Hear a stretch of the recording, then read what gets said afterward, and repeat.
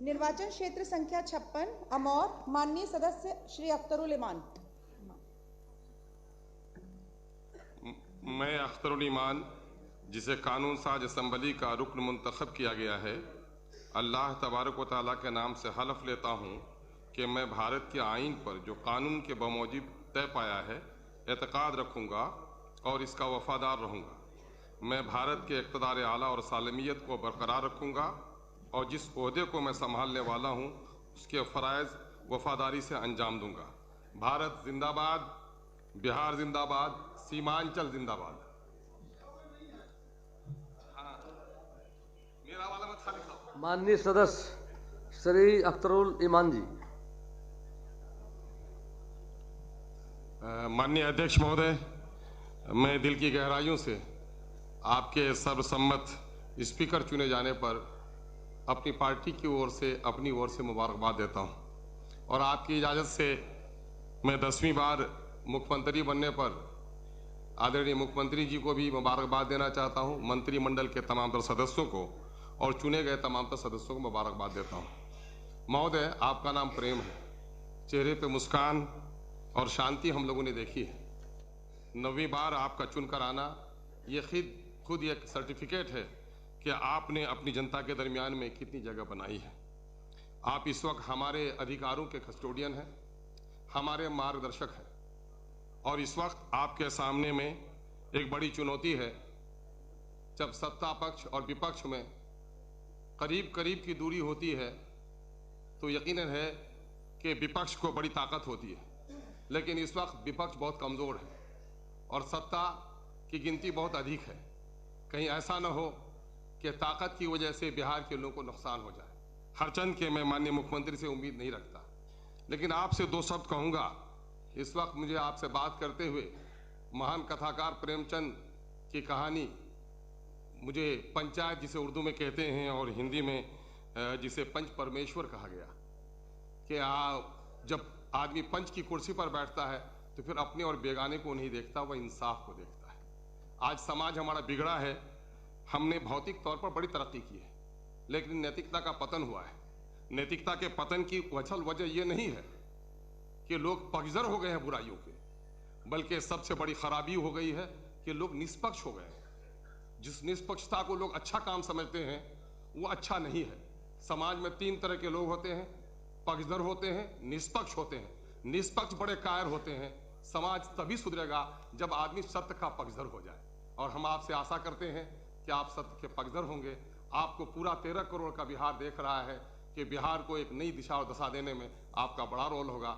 हम उम्मीद करते हैं शक्ति भी, सुख भी, शांति भी भक्तों के गीत में है, इस देश के वासियों की मुक्ति प्रीत में है। बहुत बहुत धन्यवाद। बिहार में जाति आधारित गणना हुआ, लगभग 500 करोड़ नकद और सरकारी कर्मियों के खर्च को जोड़ रहे तो 5000 करोड़ का खर्च हुआ है।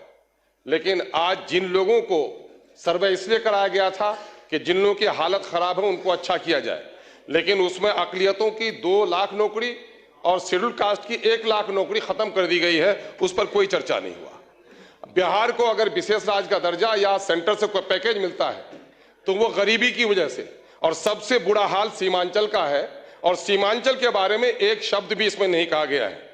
एएमयू और एम्स जैसे संस्थाओं को सीमांचल की जरूरत है, उस पर कोई बात नहीं की गई है। रिबनू में व्यापक भ्रष्टाचार है। पूरे तौर पर रिबनू के कर्मचारी लोगों को लूट रहे हैं। साइकिल, पोशाक, मध्याह्न भोजन सब जोड़ लें, जितना आप देते हैं उससे कई गुना ज्यादा रैयतों से लोग वसूल कर रहे हैं, उस पर कोई कार्रवाई नहीं हो रही है। हेल्थ के मामले में अगर आप देखेंगे, मेरे विधानसभा क्षेत्र और सीमांचल की यही हालत है कि मेरे यहाँ 35 डॉक्टर होना चाहिए 5 लाख आबादी में, सिर्फ 11 डॉक्टर हैं। क्या आज के दिन में भी हमारे साथ यही नाइंसाफी रहेगी? एजुकेशन का हाल चौपट है। यूरिया की कीमत अभी 350 में बैग मिल रही है। आपका सर एक मिनट आपके तरफ से कृपा कीजिए सर। माँ सब बच्चे से प्यार करती है, लेकिन कमजोर बच्चे का जरा ख्याल रखती है। महोदय, मैं आपसे कहना चाह रहा हूँ, सीमांचल कटाव है और वहां पर कटाव के सिलसिले में कुछ भी काम नहीं हो पा रहा है। मैं आपको यह भी कहना चाहता हूं कि इस वक्त कब्रिस्तानों की घेराबंदी बड़ा काम नहीं है, मामला लॉ एंड ऑर्डर को दुरुस्त बनाना है। इस वक्त गरीबों को उजाड़ा जा रहा है, और माननीय मैं गृह मंत्री से कहूंगा कि बुलडोजर एक खौफ का मामला हो गया है। कानून का राज जरूर स्थापित कीजिए, लेकिन बुलडोजर के नाम पर गरीबों को मत आप डराने का काम कीजिए। अमीरों के जो महल बने हैं गैर कानूनी तौर पर, उन पर बुलडोजर लगा दीजिएगा तो यकीनन है कि आपको हम लोग शाबाशी देंगे, लेकिन गरीबों की झोपड़ी को उजाड़ कर, जिनको रोजगार नहीं दे पाए हैं, उनकी वैकल्पिक व्यवस्था कर दीजिए, फिर उनको उजाड़ने, उनको हटाने का काम कीजिए। बहुत बहुत महोदय, आपने समय दिया, उसके लिए बहुत बहुत शुक्रिया। माननीय सदस्य श्री अख्तरुल ईमान जी, 2 मिनट। अध्यक्ष महोदय, मैं कटौती प्रस्ताव के पक्ष में बोलने के लिए खड़ा हुआ हूं। महोदय, ये सरकारी संवैधानिक कंपल्सन है कि जनता की राशि को खर्च करने के लिए असेंबली से उसका अनुमोदन कराया जाए, लेकिन ये सरकार की भी जिम्मेदारी है कि आवाम के गाढ़े खून और पसीने की कमाई से उसका उत्थान हो रहा है कि नहीं, ये देखने की जरूरत है।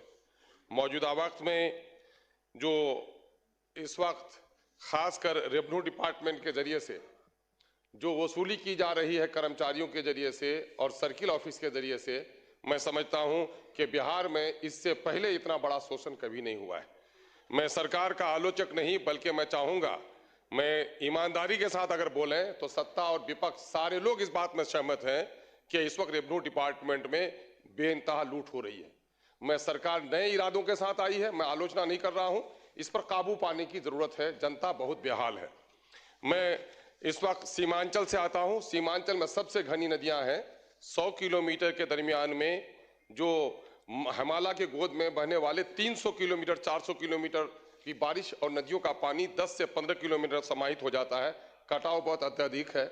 मैं जल संसाधन मंत्री का आभारी हूं कि उन्होंने पिछले दिनों में तवज्जो दी है। आइंदा भी सीमांचल के कटाव पर तवज्जो देने का काम करेंगे। महोदय, इस वक्त फ्लाईओवर्स बन रहे हैं, सरकार तरक्की कर रही है, लेकिन मैं कहूंगा कि अभी भी सीमांचल में 20, 25, 30, 40 किलोमीटर की दूरी पर पुलों का निर्माण नहीं हुआ है, उस पर तवज्जो देनी चाहिए। महोदय, मैं चूंकि ये सरकार कानून के राज की बात करती है, मैं माननीय मुख्यमंत्री हैं और सदन है, मैं गुजारिश करना चाहूंगा कि लोकतंत्र में जनप्रतिनिधियों का मान और सम्मान अपनी जगह पर है, लेकिन पिछले विगत कई वर्षों से अफसरशाही का जो एक चलन बढ़ा है महोदय, उससे सिर्फ ये नहीं कि आपके जनप्रतिनिधि अपमानित हो रहे हैं, बल्कि जनता का शोषण दोहन भी हो रहा है और जनता का काम सही तौर पर नहीं हो पा रहा है। बैठ जाएं, आपका समय समाप्त हुआ। एक बात मैं और कहूंगा महोदय श्री संदीप सौरभ जी, थोड़ी सी प्लीज बैठ जाइए, समय समाप्त हुआ। एक सर समय तय है। बिजली मंत्री यहाँ पर है सर, बिजली की हालत बड़ी खराब है सर, हमारे उस क्षेत्र का